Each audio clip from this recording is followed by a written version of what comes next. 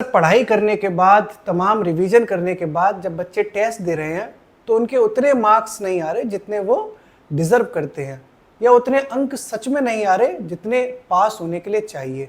ये एक बहुत बड़ा सवाल है जिसका जवाब कई दिशाओं से तलाशा जा सकता है।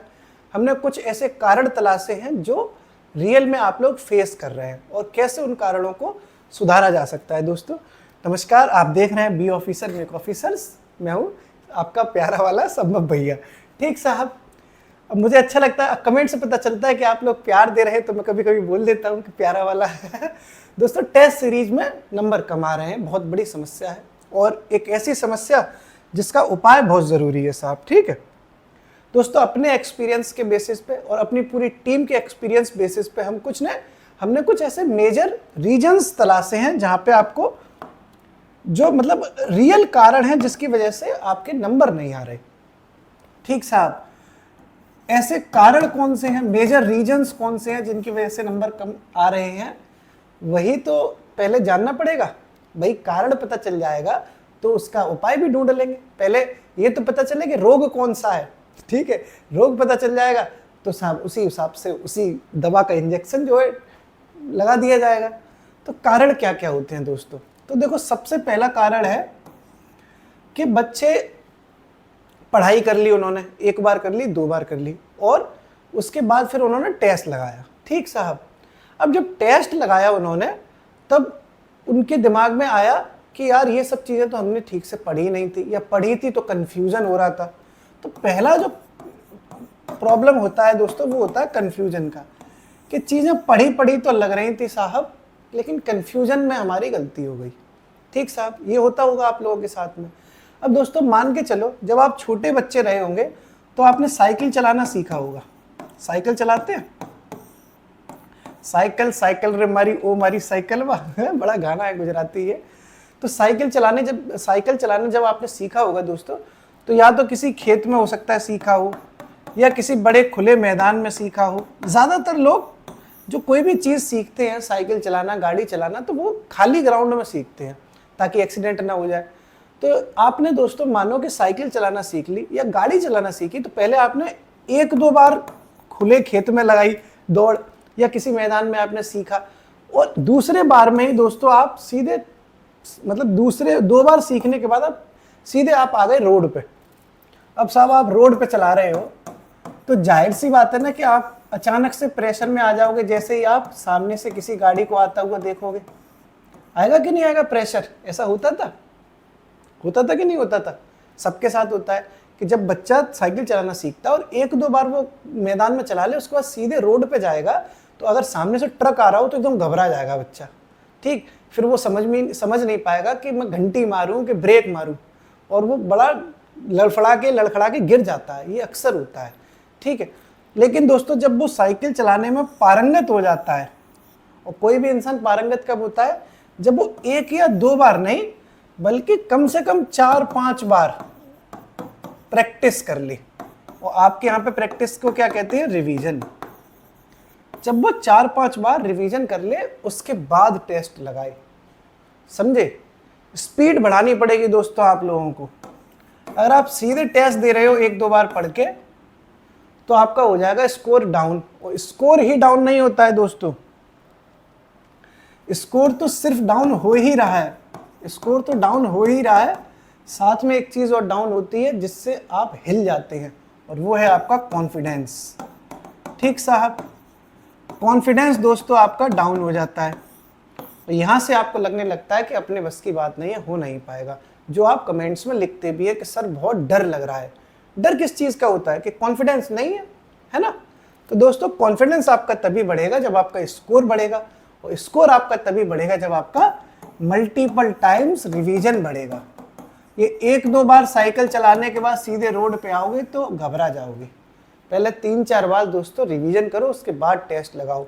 पर्याप्त समय दिया सरकार ने आपके एग्जाम के लिए, स्पेशली आरओ के एग्जाम के लिए तो बहुत समय मिला है। पिछले 1.5 साल से तो री एग्जाम नहीं हुआ अभी तक, अब होगा 27 जुलाई को। और सोचो कब फॉर्म आए थे, एक वर्ष बीत गया है ना।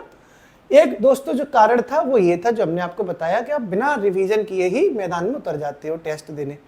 एक रीजन और है दोस्तों, तुक्का समझते हो आप लोग, है ना, तुक्का।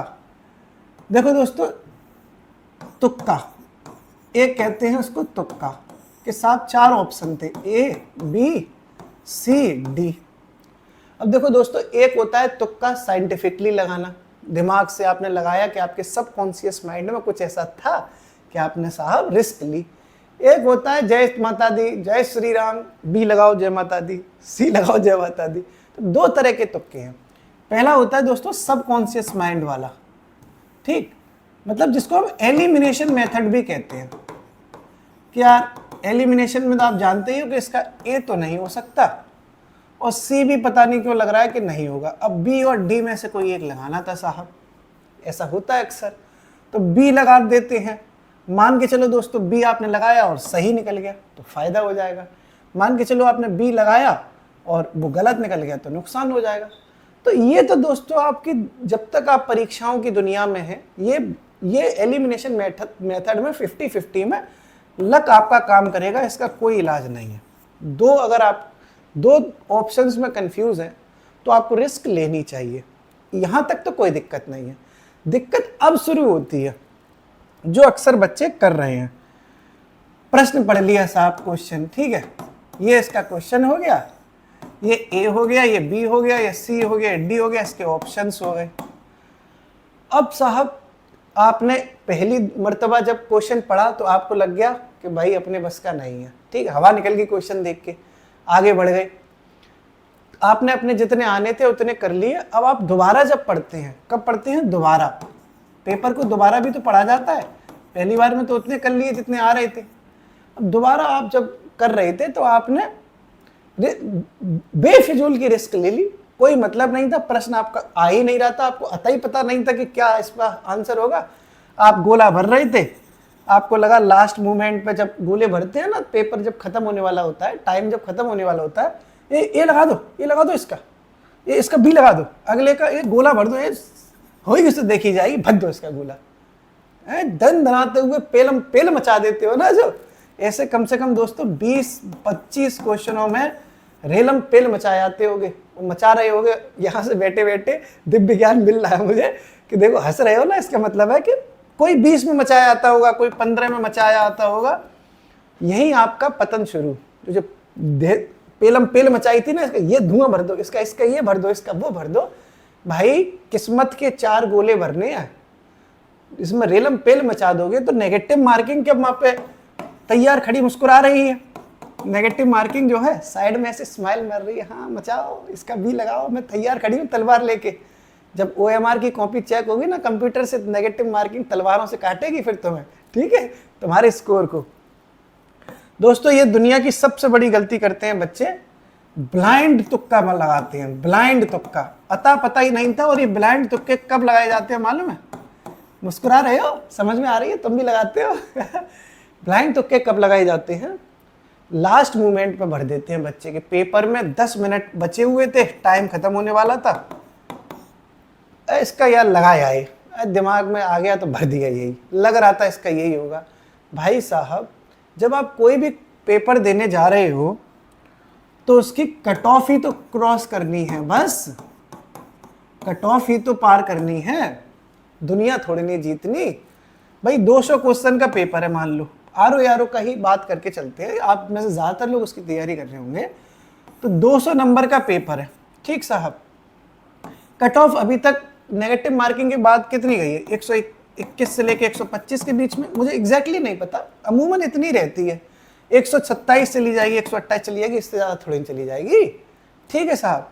तो आपको 70 प्रश्न तो छोड़ने के लिए मिले ना भाई, 125 126 अगर कट ऑफ जाती है, इसका मतलब है 70 प्रश्न ऐसे हैं जिन्हें छोड़ा जा सकता है, ठीक है, अगर आपकी एक्यूरेसी सही है।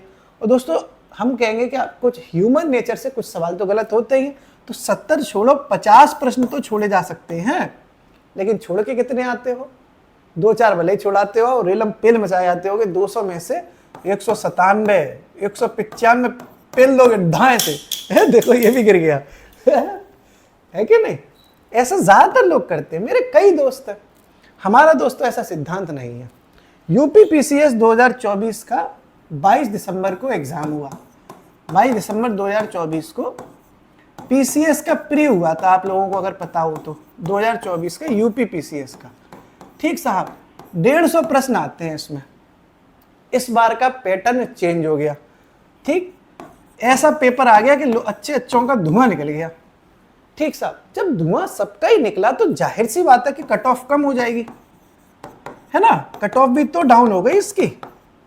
ऑफिशियल डेटा नहीं आया अभी, क्योंकि अभी तो ये एग्जाम प्रोसेस में है। लेकिन मेरा एक दोस्त है जिसके 76 क्वेश्चन सही हैं, ठीक है, अनरिजर्व्ड कैटेगरी से, मतलब जनरल कैटेगरी से, उसका क्वालिफाई हुआ है। ठीक, और मेरा एक दोस्त ऐसा भी है जिसके 79 क्वेश्चन सही थे लेकिन गलत हो गया, मतलब उसका क्वालिफाई नहीं हुआ। अब ये भी हो जाता है दोस्तों कभी कभी कि 76 और 79 के, मतलब 76 वाले को फेल होना चाहिए लेकिन पास हो गया। 79 वाला मेरा एक मित्र है वो फेल हुआ है। ठीक है, EWS के भी हमारे एक मित्र हैं, उनके 81 क्वेश्चन थे लेकिन उनका नहीं हुआ। और ऐसा भी हमारा दोस्त है, वो EWS कैटेगरी से है, जिसके 79 थे, उसका हो गया। तो ये जो जंजाल है आयोग, माननीय आयोग का, ठीक साहब, माननीय आयोग है, उनके अपने अलग जलवे हैं, ये अलग ही आंधी काटे हैं कि 76 वाले का हो जाता है, 79 वाले का नहीं हो रहा। इसको कहते हैं दोस्तों delete change game. Delete plus change game है ये पूरा। मतलब कुछ क्वेश्चन डिलीट किए जाते हैं आंसर की के बाद, कुछ चेंज हो जाते हैं और आज तक किसी को पता नहीं चलता कि क्या हुआ क्या नहीं हुआ। इसके लिए दोस्तों आप इतना देख लो कि भाई पीसीएस का अगर आपको पेपर पास करना है प्रीलिम्स, तो आप 150 में से जिसके 85-87 थे उसका कोई कुछ नहीं उखाड़ पाया। ठीक है, लेकिन लोग तुक्के कितने लगा के आए थे इस वाले पेपर में, सोचो। आपने अगर दिया हो तो आप कुछ रहा नहीं था, क्योंकि पेपर ही इतना कठिन था, रेलम पेल मचाया है। कई लोग तो 150 में से 135, 130 कराए, जबकि इतना कठिन पेपर था, मतलब अजीब तरीके का था, कठिन नहीं कह सकते, पैटर्न चेंज था कि कोई मतलब नहीं था इतनी रिस्क लेने का। आप 120 के आसपास करते, 25-26 गलत भी हो जाते, तब भी सिलेक्शन हो जाता नहीं। लेकिन धुआंधार तुक्के मारने हैं, तुक्के मारोगे दोस्तों, जिस दिन मार रहे होगे पेपर में उस दिन तो उतना टेंशन नहीं होगा, क्योंकि फ्लो में मारते चले जाओगे। लेकिन जब आंसर की आएगी तब पता चलेगा कि कितने आंसर हमारे गलत हो गए। तो टेस्ट सीरीज में दोस्तों जो स्कोर बढ़ाया जाता है वो कॉन्फिडेंस के साथ एक्यूरेसी पे बढ़ाया जाता है। कॉन्फिडेंस के साथ एक्यूरेसी पे यहां काम करने की जरूरत है दोस्तों, एक्यूरेसी की। क्योंकि ज्यादातर बच्चे, आप अपने दिल पे हाथ रख के पूछना कि इसमें से ज्यादातर बच्चे इसलिए फेल नहीं होते कि उनके मार्क्स कम है। ऐसा नहीं है उनके मार्क्स कम आते हैं, इसलिए फेल हो जाते हैं कि उनकी नेगेटिव मार्किंग इतनी हो जाती है कि वो अपना स्कोर डाउन कर लेते हैं इस कलेश के चक्कर में। और ये कलेश जो नेगेटिव मार्किंग की है, वो बच्चे खुद अपने पैरों पर कुल्हाड़ी मारते हैं, क्योंकि इतना रेलम पेल मचा देते हैं, धुआं मचा देते हैं गोला भरते भरते, इसका भी लगाओ, इसका भी लगाओ, इसका भी लगाओ। अरे थम जाओ साहब, एक्यूरेसी पे ध्यान दो। 200 में से 200 नहीं सही करने होते आरओ में, और ना ही पीसीएस में करने होते हैं 150 में से 150 सही। 50-60% कट ऑफ जाती है दोस्तों। पेपर का पैटर्न बदल गया है, बच्चे वही हैं तैयारी करने वाले, पैटर्न चेंज हो रहा है, जाहिर सी बात है कि कट ऑफ डाउन हो जाएगी। इसलिए दो चार चीज़ों पर बहुत ध्यान रखो। किसी भी कीमत पे ब्लाइंड तुक्का मत लगाओ। तुक्का लगाना है तो दोस्तों एलिमिनेशन मेथड का प्रयोग करके लगाने की कोशिश करो। कॉन्फिडेंस बढ़ाने के लिए, स्कोर बढ़ाने के लिए मल्टीपल टाइम रिवीजन करो। ज़रूरत से ज़्यादा रिवीजन करोगे तो एक दिन ऐसा आएगा कि बहुत शानदार परिणाम एक गोल्डन पीडीएफ में आपको दिखाई देगा और आप अपने परिवार का नाम रोशन कर देंगे। इस वीडियो में दोस्तों इतना ही। उम्मीद है कि आपको कहानी समझ में आई होगी। अगर समझ में आई हो दोस्तों तो अमल कर लेना, ठीक है। थैंक यू सो मच, शुक्रिया।